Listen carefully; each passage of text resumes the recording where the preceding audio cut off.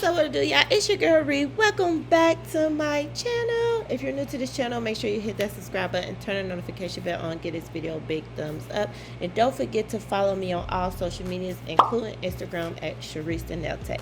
So today, guys, I have my new favorite, as the box say. It's my Kiara Sky brush. I love this box. I spent $54.32 on this brush. I have a size 18 brush. It is so beautiful, and this box is so cute. Kiara Sky, thank you. I love it. So we're gonna unbox this. It comes packaged really cute. I really love the handle on this brush. It is just so cute, and it has like those grooves on there. It kind of made me want to do some nails like that. Who knows, I might do some nails like that because that's cute. Dedicated, inspired by my Kiara Sky brush. So guys, I still have on my Barbie nails, and this is what the brush looks like. I recently just took them off as I'm recording this video, and you want to kind of bend the brush to get all that cornstarch and stuff off of the brush so it isn't hard anymore. And then I'm gonna just spray it with some alcohol to kind of loosen it up and get all that extra stuff off of the brush, just so it'll be nice, clean, and fluffy. And I just clean it off with a paper towel, make sure everything is out of that brush. And now it's so cute. I know y'all probably like, wow, size 18. Yes, I love big brushes because I could pick up a lot of acrylic, especially with me doing longer nails. It works very, very, very well for me, but it takes time to learn how to use a bigger brush. So guys, right now I'm just prepping her nails. I'm using my sander band, and I'm just using it on a low speed, about 10 to 12 RPMs, and I'm just filing all that dead tissue, dead nail plate away from her nail. You want to make sure you get all that because you don't want any lifting, so make sure you rough up the whole nail, and make sure if their nails are thin or if they just took off a set, you have it on a very low speed because you don't want to burn the nail bed or nail plate, as I should say. So guys, I am also using my new Young Nails vent that I bought. It was $100 on sale, and I really, really love it. It gets all the dust. Right now I am using my cuticle ball. I use this no matter what I do.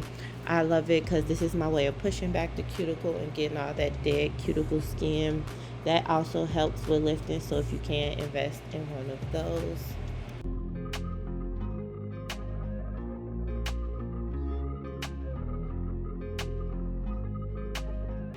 Okay, once I'm done with that, I'm going to dehydrate her nail plate with some alcohol.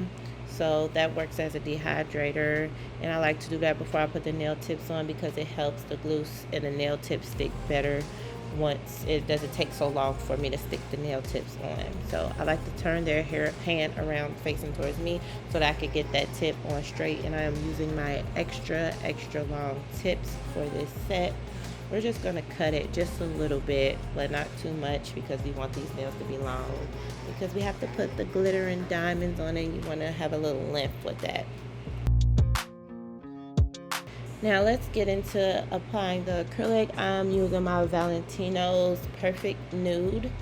So we already have the tips fouled and cut.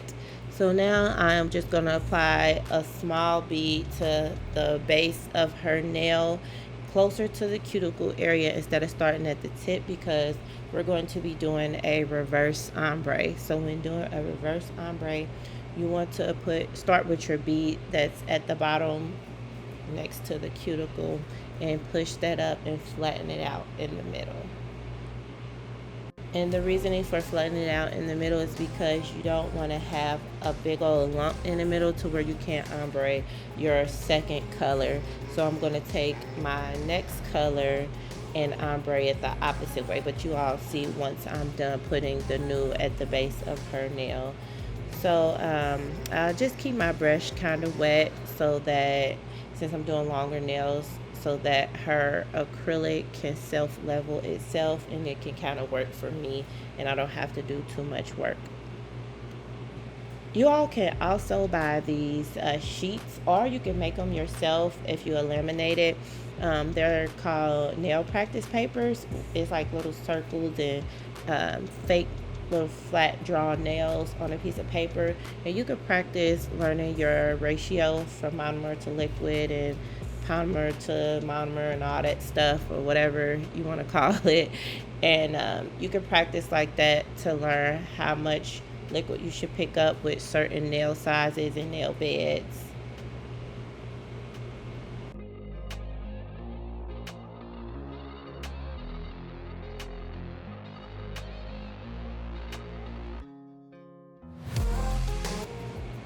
So I hope everyone is doing well. I'm doing very great.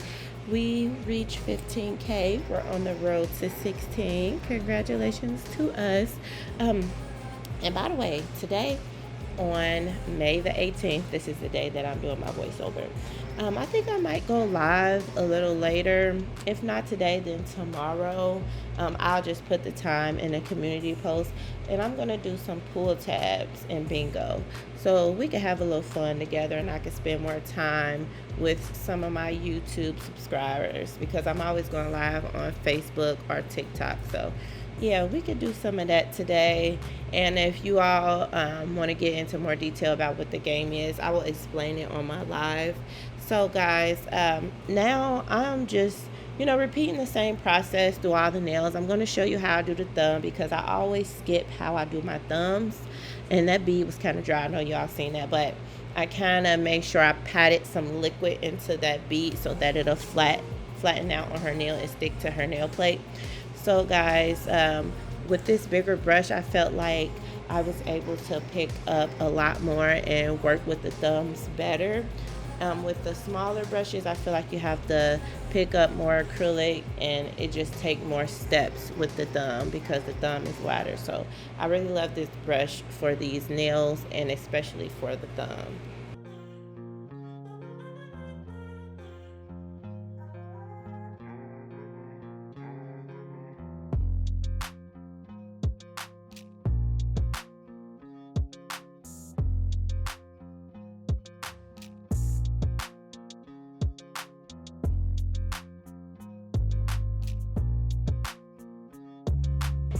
Okay, now let's get into the glitter. I actually made this glitter. I just used some Valentino's clear, and I mixed some silver glitter, AB and silver glitter, into this clear. So guys, this bead that I picked up was sort of dry, so I'm just kind of pushing down on this bead so that it can flatten out. So when you have a dry bead, you want to wet your brush and then push down on the bead so that you can flatten it out. So that's what I had to do for this nail. And then I'm just going to collect another bead and place it right there in the middle where my acrylic cut off at. And you just want to swipe backwards. That's how you get that reverse ombre look, because if you swipe forward, the acrylic is just going to move forward, and you're not going to get that ombre effect that you're looking for.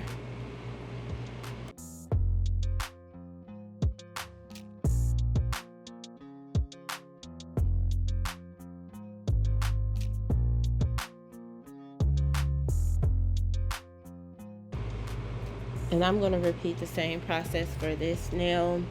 And as you all see on the pinky, I didn't swipe down too much because I'm using glitter. So I kind of lightly, instead of push it down so hard when I swipe the opposite way, I kind of lightly swipe that way, because you don't want too much glitter to fall back on that nude. So you just want it to be like a light glitter ombre.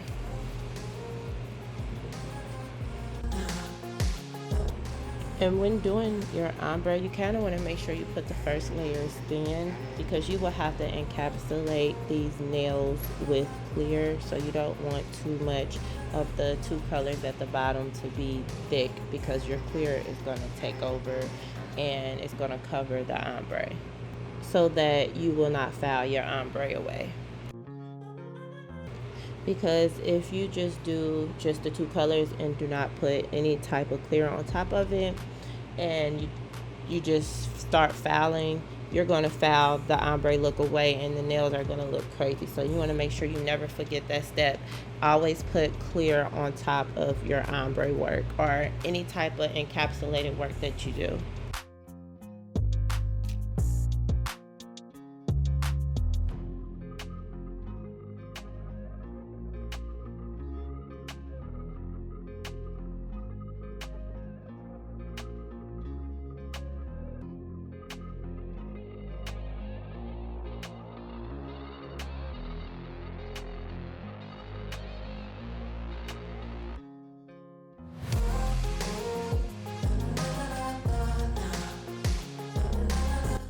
So I cleaned my brush off really good after I got done with that so that I won't have any glitter pieces left in my brush. And now I'm going to take my clear from Valentino and make sure that the clear is really wet, not too wet, but wet enough that it can slide down the nail and let gravity do its work. And I'm just going to cover this nail with clear. You don't have to start all the way back from the cuticle. You can actually start where your ombre meets from the middle and then work your clear on the way up, but I just started this one and some of the other ones from the back, just because whatever glitter got back there, I just want to make sure that it's encapsulated inside this nail. And I'm kind of making these a little thick because my client, she wanted them a little thick. See, like, you see what I'm saying when I say I start from the middle sometimes I like to start there and just work my clear on up and then move on to the next nail. But she likes them kind of thick because she's pretty rough with her nails, and we tend to break them a lot. So I'm just going to file them a little thinner but not too thin. We're just going to try to keep that thickness with these nails.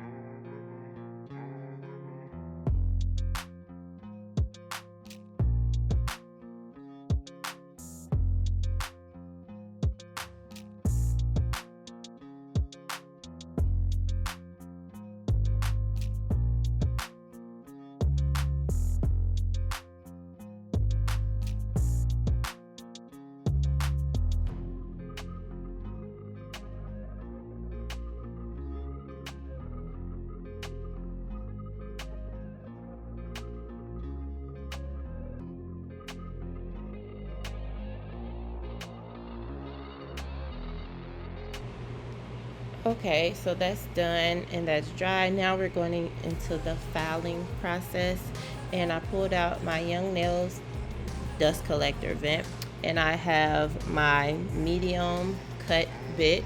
So I am just going to start from the cuticle area and then file on up. So I like to start around the cuticle area and then file my way up, and making sure that I'm looking from sidewall to sidewall, from the barrier of the nail, every angle that I can look from, just so that I won't miss any lumps and bumps and that her nails look semi-perfect. So yes, and if you're new with a drill, make sure that you get a nail bit that is round at the end, because that is a safety so that you will not cut your client's cuticle.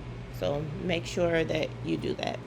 So I'm going on the sides now, just so that I could taper the sides of her nail, because she wants tapered square, and I think tapered square is actually very pretty. So I like to go on the sides of the nail and kind of get that tapered look. And yeah, that's all you really need to do.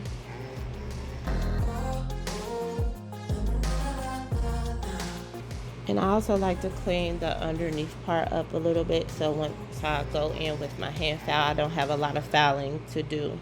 So that's a smart way of saving some time.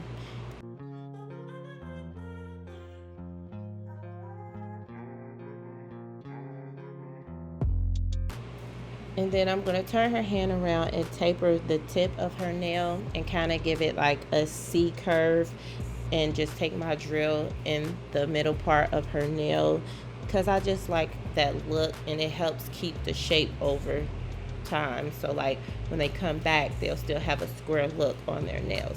So this is the finishing part of me filing. I'm just cleaning up some of that nail shaving underneath her nail, and then I'm going to go in and use some of these AB rhinestones and shapes and put them all on the tip of her nail where the glitter part of the ombre is at, because that's the look that we're going for. And I'm kind of just going to like spread these stones out and give it like not a full stone nail look, just like a, I don't know what you want to call it, but yeah. So I pulled out both of my shaped stones, and I'm just going to use a bunch of, really all of them, different shapes on her nails and some circle ones.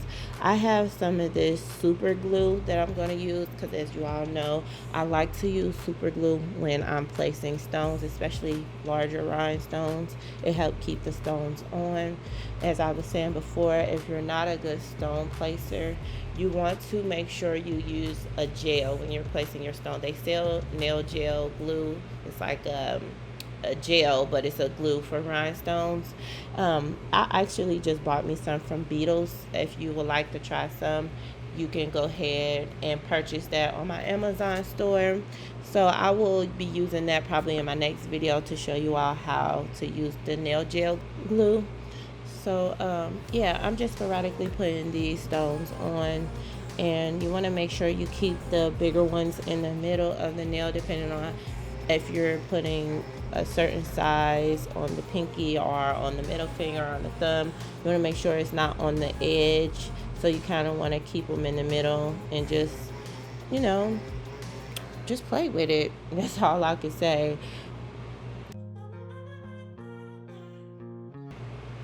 And I'm using my wax pen. I need to get another one. This wax pen is so worn out. But I'm using my wax pen to pick up my stones because I do not want to leave any glue residue on top of my stones.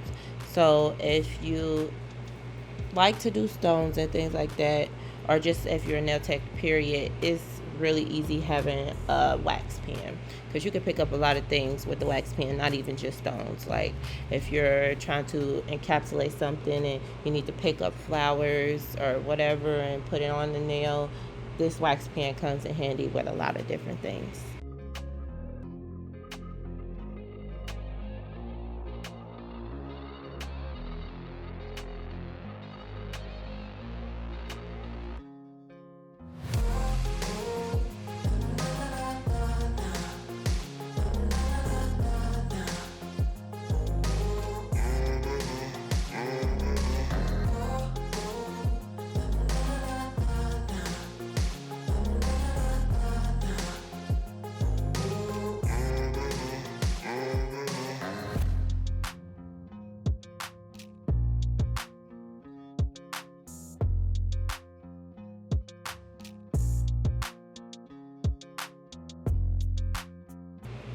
I hate the simple fact that my camera keeps blurring, and I don't know if it's because it's trying to focus on the stones and they're just too bright or what, but I need to figure out how to stop that from happening, or just upgrade my camera, because it's just time for me to get another one.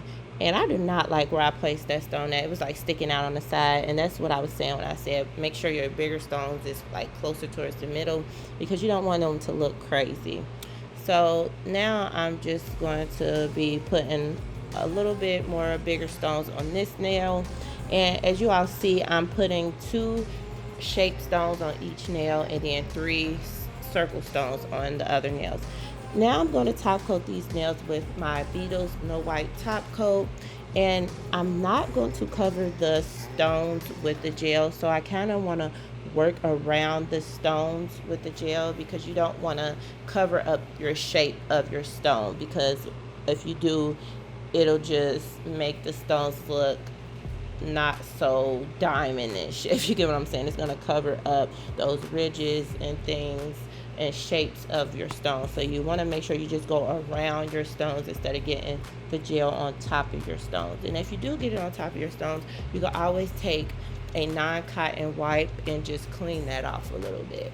but you want to make sure you secure these stones really good by putting a lot of gel around your stones.